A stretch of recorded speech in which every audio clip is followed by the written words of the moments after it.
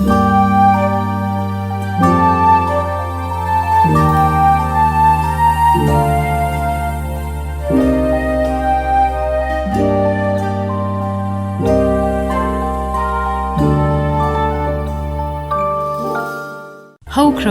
hauzik amasung tungda lakadaba matamna miyoibagi punsi khongchat oiribani haukiba matamda thokiba thaudok wathoksingbu ningsingduna nainaduna hauziki amasung tungda lakadaba punsigi poram yathokpana taibangi machatni ingkumza lising ani kunmari chahi asisu mahaki matam loiraduna ngasidi kainabagi matam yaurakle Pungja kharagi tungdadi ariba chahigi mingthol phanglaba lising ani kunmari chatkiduna laklagani anauba chahi lising ani kunmanga pungpham asida ariba chahi oiraba lising ani kunmari bu hangatna yengduna chahi asigi thaudok wathoksing ningsingduna nainaduna lakadauriba anauba chahi asibu aphaba chaukhatpa maikaida mayon chumnaba hotnabaga loinana ingkumza lising ani kunmanga bu taramna oklasi Pumnamak matam kaubi lairembigi lep naidrba khongchat na purakpani kanana bu thingluba ngamgani mahaki leptrba khongchat na purakki ngasidagi numit chahum homphumanga nigi mamangda anauba sahi oina ingkumja lisingani kunmari anauba asa kaya galoinana adubu ngasidi kumja lisingani kunmari gi matam suloiraktuna kaina ramdai gi thongjilda leplare pungja kharagi tungdadi piram lagani kaina bidai aikhoi pumnamakpu Ari anong langdai gi waksingi inglaba ahingi pungpham masida Akashbani Imphal gi pau kangbuna puduna lakchari ing kumjali singani kunmari bu hangatna yengba anauba sahi ing kumjali singani kunmanga bu taramna okchabagi thauram tabiram liba singbu Ngangom Kiran amasung Okram Umadini na taramna okchari khurumjari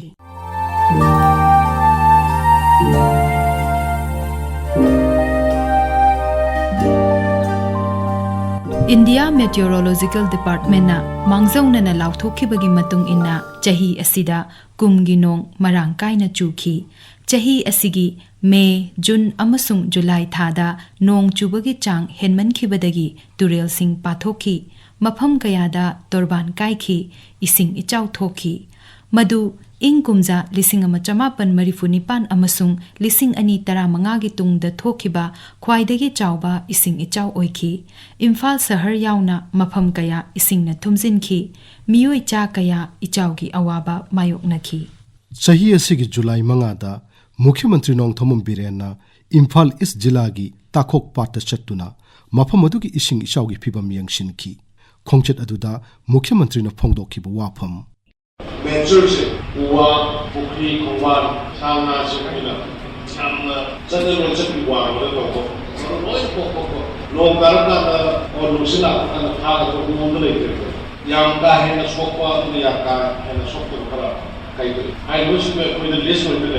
we honorable engineer ko da han bada wala 50 60 rupees lane tar ko 4 begin to ma ko magi bi jinme sin rupees na ba rasidagina sanga bada rupees mari na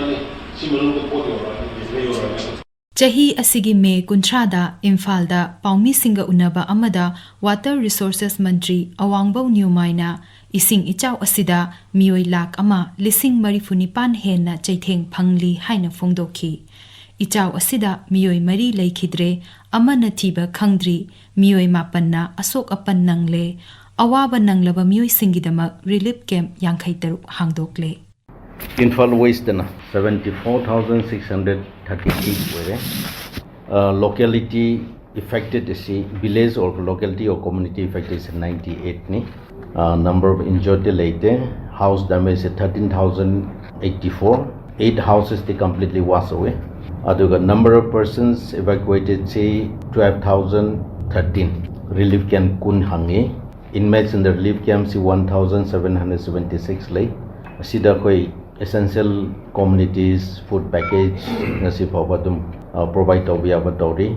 as many as 3,000 packages has been already distributed to the affected people including the volunteers and NDRF river wise affected to say Imphal river sida mafam tragani panda kai bisu lere bridge so lere overflow to bisu say most of the area say close to over control to as far as Imphal river say Imphal River is concerned, it is under control now, including Ketrupat. Ising ichaw aduda awaba nanglaba imungsingda sarkarna tengmang kaya piki. Sahi asigi August 3 Shiksha Mantri Thonawjam Basanta Kumarna Bishnupur Jila ki manung chanba Nambol Sabal Laikai gi imungsingda lupa lising tara gi dami siak sing yantoki. Thauramadu Sri Basanta Kumarna phongdoki bu wafam. Akhoi sanction torpa funding eligible loiba adugumba akhoi beneficiary sing da policing tara yanthopagi function ni aduga mayam da ina haijani made akhoi laikai gi committee duga tanaraga masida dola dole gi walaite congress bjp gi walaite mayam na thagat pirabani na ai hujik nambol kendra gi mla ne ba nambol kendra gi praja gi irrespective of dola doli party ai thabak praja mayam gi damta taunama gi damta mayam na thagat pirabani aduna soiduna togani na mayam na itamjari Mahausaagi khudongthiba thaudoki awaba masina su loiba naikhide chahi asigi me mangadana akanba nonglei nungsit amadi len tabadagi yum kai kaya amang ata thokhanki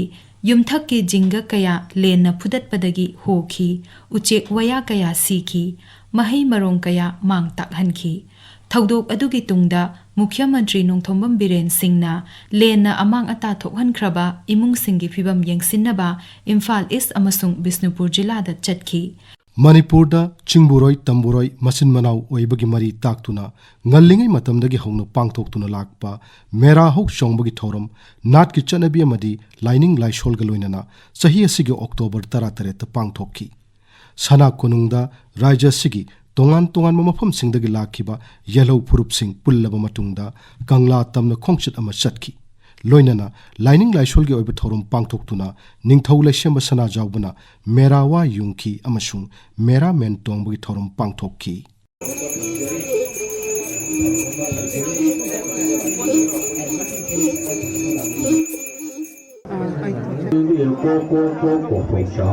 Lalu ko nang nakola bani ko Thokchom nang nacham la bani hekhabi amai marang sabi lai masya mabi lai sing labi yo palyam nang ki koloi ni tana khangya habo ge lang ruhi mai tang bi haina ko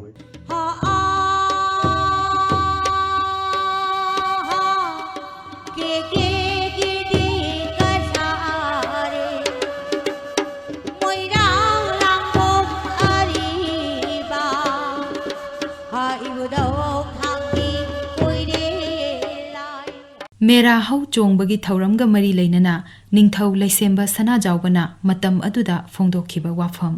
Meragi tarana mangani par kudumana mudas ko na pangjeri ngamdamasda musing bathoktraba matamdagi lebina yellow musiba adu amatangai raba customary festival of the indigenous people hai thangna ba ba chong hai madini aduna singma thamsi yam siba yellow musiba mangna samjaba lebine ko maksi laga sta participate toba mana ngamjaba jagoi se guduna karau yamna ai ba ko to samina ba du ni masingba kumhai sina na pangto pasina musing bathoktraba matamdi hawna ba yellow musiba ni sibagi marido amaka hena masi chesal halani hena mapang kalhalani hena ajabu lejai sahi asida kangna sandokpa dengi gi laina pak sana sandorakpadagi khudongchadaba kaya mayuknaki Manipurda chahi asigi oina punna miyoi lisingani chamri hompumathoi dengi positive oiki masigi manungda miyoi manga laikide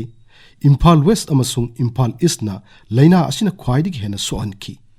Akasbani Imphal gi ipau kangbuga akhanna unabada State Malaria Officer Dr. Salam Priyo Kumar na laina asigi matangda phongdorak puwafam Imphal East amasung West ki jaga singsida August amasung September thasida yamna kiningai oba mawang din natte dengue gi cases expert or break machama tholakpagi mawang da thengnajare masi tholaba matung sida urban gi area da lebiriba health facilities amasung mai makha da leba sub center singsi da tariba staff singsina hariba jaga singsida local club amasung honorable MLA singi miut sing khusamnaraga vigorous source reduction activities je koi haujagare Haukiba chahi lising ani kulhumdoigi me ahumdagi hauduna ngasi phawba chatharakliba Manipurgi irang asina chahi asidasu misi mina asok apan kaya nanghanduna rajya asida tangdu laitadaba charangnaba phibam ama adumak leihankhi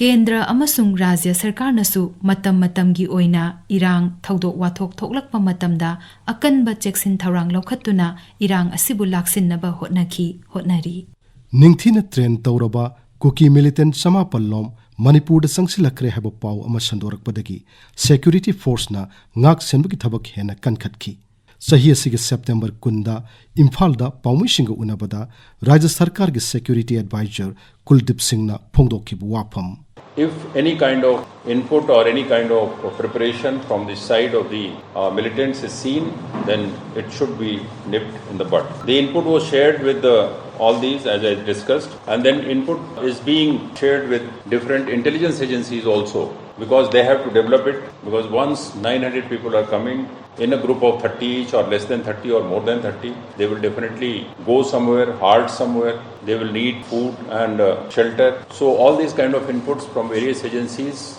various intelligence agencies will have to be gathered, and wherever we find that this kind of people are roaming around, that area has to be cordoned off, combing operations have to be done, and then immediately we go ahead with that. Imphal West ki manung chanba kadang banda kuki militant singna drone attack chathakiba mafam aduda chahi asigi September 3 da rajyagi DGP Rajib Singh na chattuna hakthengna na yengsinki. DGP na mafam adugi khunja singa unaduna makhoina phongdorokpa wafam sing taki. Tungda DGP na mafam adugi ngak senbagi thabak hena kankhat halagani haina thajaba piramki. यहाँ पर state forces तो रहेंगी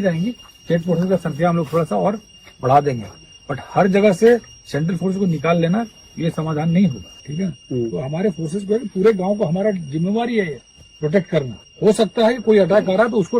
retaliate भी तो करेंगे। हमारा response जो है वो एक बड़ा रोबस्ट होना चाहिए ताकि फिर वो ना कर पाए। अभी भी ऑपरेशन हुआ और रिकवरिंग भी हुआ, SLR रिकवरी हुआ है, राइफल रिकवरी हुआ है, पिस्तौल रिकवरी हुआ और हिल एरिया में ही हुआ, कानकोपी डिस्ट्रिक्ट में ही हुआ, रिकवरी हो रहा है। ये चीज है कि भाई इलीगल आर्म्स लेके इधर उधर घूमना, तो पुलिस तो अपना काम करेगा ना। आप निश्चिंत रहें, सब जगह में पुलिस वैसे ही काम कर रही है और इधर भी ऑपरेशन हो रहा है, उधर भी ऑपरेशन हो रहा है। राज्यपाल लक्ष्मण प्रसाद आचार्य ना चाही असिगी अगस्त 12 बिष्णुपुर जिला की मिनी सेक्रेटरिएट हांगलिबा रिलीफ कैंप चतुना लांजेनरक मियोइसिंग उनदुना वारी सानकी। खोंगचत अदुदा राज्यपाल न फोंगदोकिबु वाफम। और मैं इतना ज़रूर कहना चाहूँगा, एक राज्यपाल के रूप में मेरी बहुत कोशिश होगी कि अपने राज्य में शांति, सद्भाव, सौहार्द यथाशीघ्र बढ़े।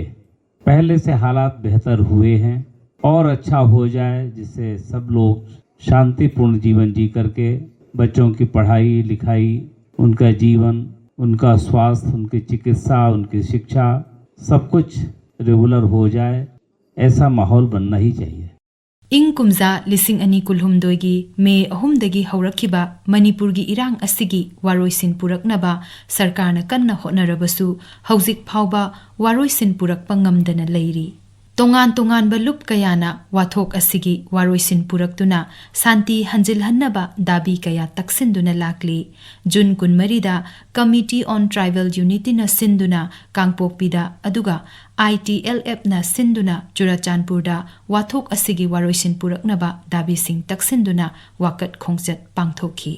Coordinating committee on Manipur integrity कोकोमिनसु वाथोक असिगी वारोइसिन पुरकनबा दाबी कया तक्सिंदुना चाही असिगी जुन 19 इम्फाल दा शांति की ओइबा खोंगचत अमा चटकी।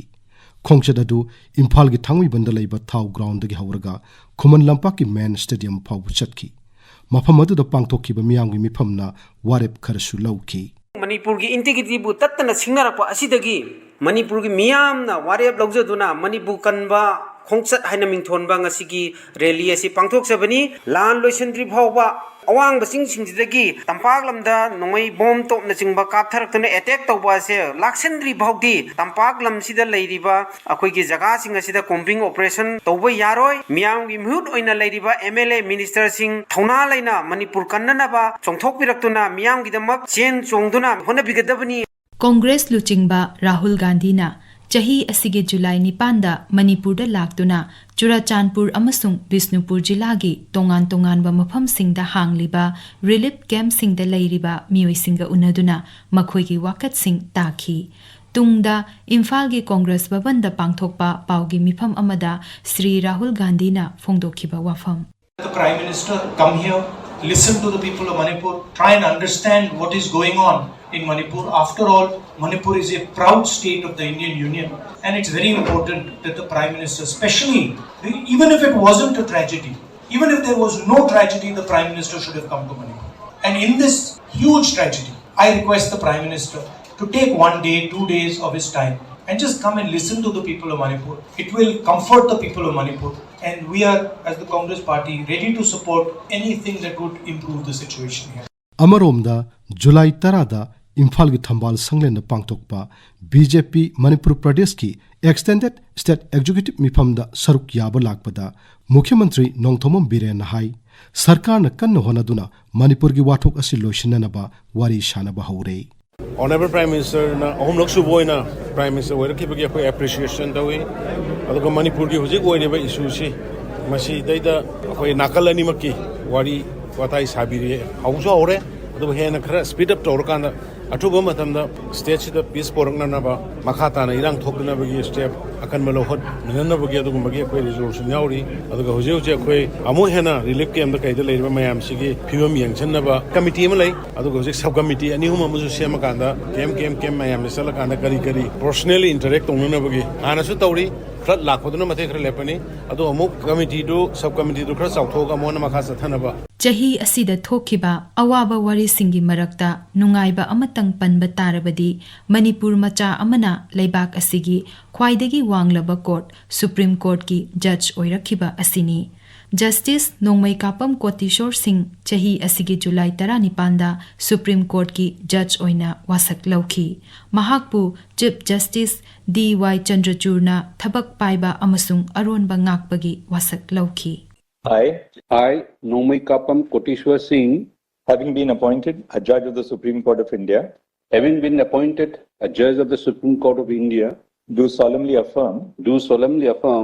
that I will bear true faith and allegiance to the Constitution of India as by law established, that I will bear true faith, that I will uphold the sovereignty and integrity of India to the best of my ability, knowledge, and judgment, perform the duties of my office without fear or favor, affection or ill will, perform the duties of my office without fear or favor, affection, or ill will, and that I will uphold the Constitution and the laws. And that I will uphold the Constitution and the laws. Chahi asigi November thada yamna nungaitaba thodok ama Jiribamgi Jakuradorda thoki Khutlai matik chana pairaba Kuki Mar militant singna mafam aduda laiba relief camp tagi Pikliba angang ahum amasung nupi ahum punna miyoi taruk phaduna pukhraga tamthina hatoklaba matungda barak turelda thadarakhi thodok aduna miyamgi thamoida kham thengna nungaitaba phawhanki thodok adugi tungda November 19 da Rajyagi Security Advisor Kuldip Singh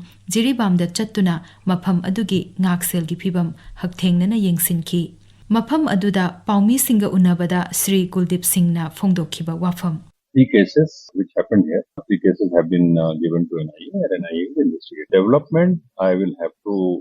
they will be able to tell, not brief me. Whenever next I meet them, I will try to. I mean, huge amount of force has been deployed. And our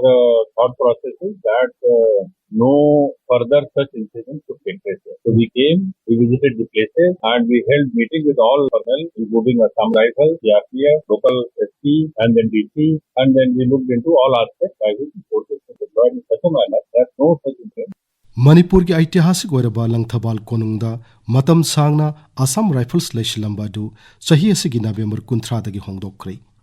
Assam rifles होंगदोखिब Namit अदुदा मफम अदुदा पांगथोकप थौरमदा मुख्यमंत्री ना high Manipur की मियाम अमदी Manipur university की महिरोइसिंगना मतम कुइना तांदुना लाकप दाबी अमा महाकि सरकारना थबकतु ओंथोकप ngamlei numittuda मुख्यमंत्री ना फोंगदोखिब वाफम मैं सिक्योरिटी की करी लेब मैम से लोइना डिसमेंटल तौरगा हानगी अरीब लेरम मैम से फजन सेमगलगा मसीगी दमकता कोई प्रपोजल थारे आर्ट कल्चर दगी टूरिज्म डिपार्टमेंट की आर्ट कल्चर गतानरगा कोई अराउंड 20 crore हुजे कोई मदु सैंक्शन तौरगा लेरबनी हानगी से लेरम मिसे करिनो करी मांगखगे करी कोइना सेमगत पय अरीब सिंगिना सोक्तना थमकाना सेमजलगा करी दौसी हाइबदो अदु ओजासिंगदगी एडवाइस लौजगनी मुख्यमंत्री नोंथोंबम बिरेनना चाही असिदा सरकारना पाइखतखिबा थबक थौरमसिंगी मातांगदा सिंथारदुना अमदी लाकदौरिबा अनौबा चाहीदा पाइखतके हाइना खल्लिबा थबक थौरमसिंगी मातांगदा पाउदमलदुना ngasi चाही लोइबा नुमिता पांगथोखिबा पाउगी मिफम अमदा असुमना फोंदोखि मयुम थादोगा अतोप अतोप जगह लेबसिंगदो कोइ हुजि खावबदा 2058 फैमिली मीदना लिसिंग तरेट का 7549 कोई मागी मफमदा हंजन हंग्रे इम्फाल वेस्ट फैमिली चनी के सुमना मापन्ने कैस्पर लेरमदे एमएमजी लेरमदे अमा अयाम कनो तौनग्रे हाइब पुन मैम से कोई वेल इक्विप पुलिसिंग सिदा मोगी तौनना कोई कन्ना होनरेल अखोगी सिदा लेरिबा चेंगसिंग सिना थाबम खंग्रे ताइबम खंग्रे अदुना मरम वरकांदा कोगी फार्मर सिंग द मोगी इंटरेस्ट हंधरपगुम्बगी पोड अमा लापसि मसी तौदनबा हाइदना कोइना सेंट्रल गवर्नमेंट गई कोई फजना कोई हाइनरबा मतुंग गईदा हुजि उसिना चेना मोय अखोगी मणिपुर द थोइबा फौसिंग से मोइना वांजन बिबा हाइना यारे मोइना वांजन बिरबा मतुंग गईदा अखोगी मणिपुर की शेयर येनबदा सेंटर दगी पिरकदो पोसे खोय अदगी सेना अदुरगदी चेंग अखोगी सिदा पुथोइबा फब चेंग सिजु वरनी ममनसु आगे चानबा रेतु द वरनी अनु मदुगी दमक्ता कोई रुपा करोड़ 13 की राइस मिल मोइसे राइस मिल अदु लेत्रदी अदा लेत्रदी न मोइगी रूल्स खरा ले नॉर्म्स अदु फुलफिल तौननबा मदुगी कोई प्रोजेक्ट लोइरे मणिपुर थोइदोक हेंदोकना साना खोटनबगी लमदा मालेमगी मियामना सखंगबिरी पिख्रबा राज्य असिगी सानरोइसिंगना मालेमगी थाकता चांगदमनबा कयादा मांगजिल थाना माइ पाक्तुना लाक्ली चाही असिगी साना खोटनबगी मतांगदा फोंदोकलदुना सकनाइरबा स्पोर्ट्स जर्नलिस्ट अमसुंग कंगला पाउगी चिप कंसल्टेंट पुख्रमबम इबोचौबना असुमना फोंदोकली लांगो लांगदाई पोइनो था लोइखिदुना निंगथमुलेन पोदुना लाक्लेदो वाक्सिंग था नुंसीदा को इमा मतम कोगी लाइरेंबी नंगी होंबा नाइबा ताइबुं खोंगचता अमा मंगान सिन्नबगुम अरि अनुक सिन्नबगी पुंजा योरक्तुना ताइबुं काना ताकलमदना हनख्रनि दो कुमजा लिसिंग अनि कुनमरी नोंमदि काइनानि खन्ना लोइना रखिबा नुंसीरबा मरुब लोइ ngaside thabum masing chu taibang khongchet loireduna hanba taredo adubu nahaki khongchesine piramkhiba tanglaba thawai kaya kaina khibagi punamaki miludagi sinthariba pirangdi malem taibang panna leiri makai kongomdan lehoragani ko taibang panbu sembiba tayang panbu kombirba mapu magi khongcheti malem leisen lakpadagi hauna hongba naiba khongchetni siba naiba mapokni siba haiba che punamaki laman tonduna leirabani poklubagi sibani salubagi kenbani kaplubagi nokpani warubagi nungaibani nungsirubagi kainabani kainarubagi pirang sinthabani adu pongamdana pokwa tanglaba taimung mapokse siba khaktagi polkpadi nati thabum dara nokpurakui palemi ba amadi ponafam lamdamgidamak karina laman singamgadagi haibaje thamoi nungda wahang ama oiduna dum leiribani Bapuna tharakpa magi matamna loirabata irang ipaldagi irang le kokte ken kibagum palem magi pimunga thabum dara napuraka malem taimung panbada hanga haina mitam nakiba mioi mapoksu aroiba matam lakona tarang pakta on ayona he tamlaba kanda aigine haiba kana leroi thawai ga hakchanga kaina khrabada thawai na malangda hakchang nam malem da tinkhiduna taibang kumai loikiduna idom lakpani idom hankini adu kumjali singani kumari nahakti thabum masing churoduna koi punama bo thadoktuna kaina bidai piram labachu nahanga thambirama sanamungi kodoldi ngasigi mirona amadi tungi mirona kaungamdana sanabungi tiasa sanagi mayengni iduna lehoragani palem nangdi yengu kudingda wata padabini olympian trampan arjun awadi kulumdoi major Dhyanchan awadi ama Dronacharya awadi ama khel ratna awadi hom padma shri awadi taruk padma bhushan awadi ama padma vibhushan awadi amagi mamani ko palem nangumbi palem bu malem da ani suna leram gadrane masim manin ko palem nangi koloi mingden bu malem taibung panbana sana leibak haina mingkong nari base palem nangi nasai konda chen chongduna sana jaraga maling wi sana bung da samal le manava singa lamba paduna palem gi koloi mingden sak taktuna imanangi mingchet porki bana pari namong kayagi koloi mingden ni thaduna loibin naijana malem taibung panna leiri makai puwari ki tangka kayada sana gi mayegni iduna leuragani matamgi makha ponkibina punama lokachaba ngamkidrabasu kharadang lokacharabada leipak asigi oina pangthokpa Sena National Women Football Championship Rajmata Jejabai Trophy ki kumapala changdamna bada imanangi namomsingna kullum doirak champion oraktuna imanangi michet porakbi waridi maleng taibung panbara aram bathawa michakum nganduna dumak leuragani masimanani ko palemnangi koloi minglenbu sanagi mathaka tampa thinbagum मालेम पुंबना power house हाइना मिंथोली बसे अदो पालेम सेमगत सागत पिनबा वालबा infrastructure की अवाट पन्ना थल्लबा अखोगी सानरेना पादो नमों कयाना अखोगु सेंबी साबिनबा अखोगी अवाट बकोन बियो हाइना थमोई नुंगो ओमचांगना नलीबा कयाजे करंबा मतमदा निंगबा थुंगंदुना मालेंगे सानमंगदा मोमोन नोंगना सामान लेंगानब single लंबा पागदोरी हाइबसे वहांग अमा ओइरिदो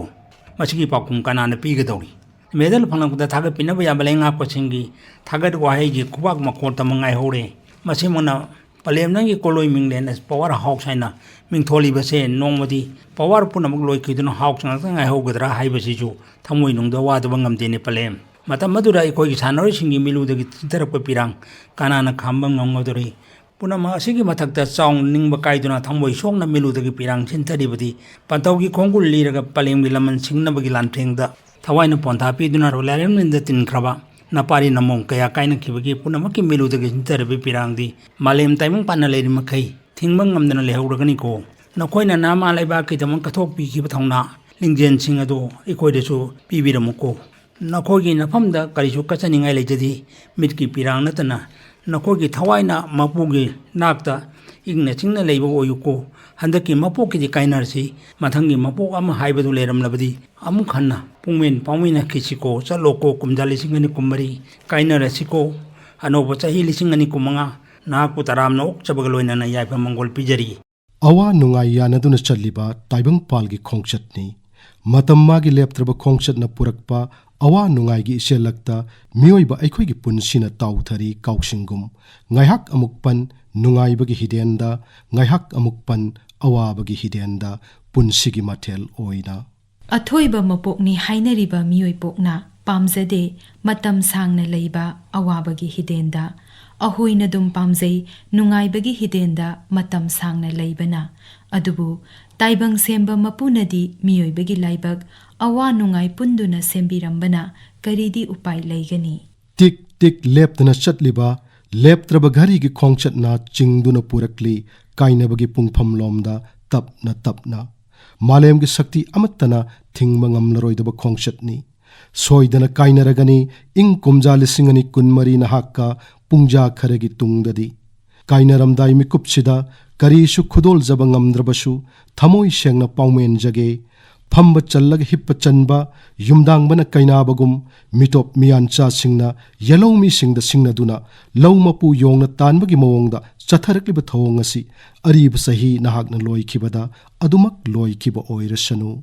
अनौबा चही इंग कुमजा लिसिंग अनि कुनमंगा नहाकना लाकपदा पुबिरउ अनौबा असा कया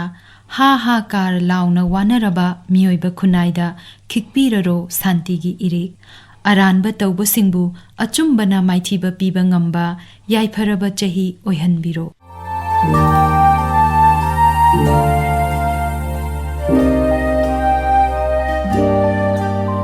मातांगसिदा आकाशवाणी इम्फालगी पाउ कांगबुना चही लोइबगा मरी लेना पुथोकचबा अखनबा थौरम इंग कुमजा लिसिंगनी कुनमरीबु हंगतना येंगबा अनौब सही इंग कुमजा लिसिंगनी कुनमंगाबु तरामना ओक्चबगी थौरम लोइजरे थौरम असिगी अइबा Thokchom जोगेंद्रजित थौरम लांथोकचकिबसिंग Ngangom Kiran amasung Okram Umadini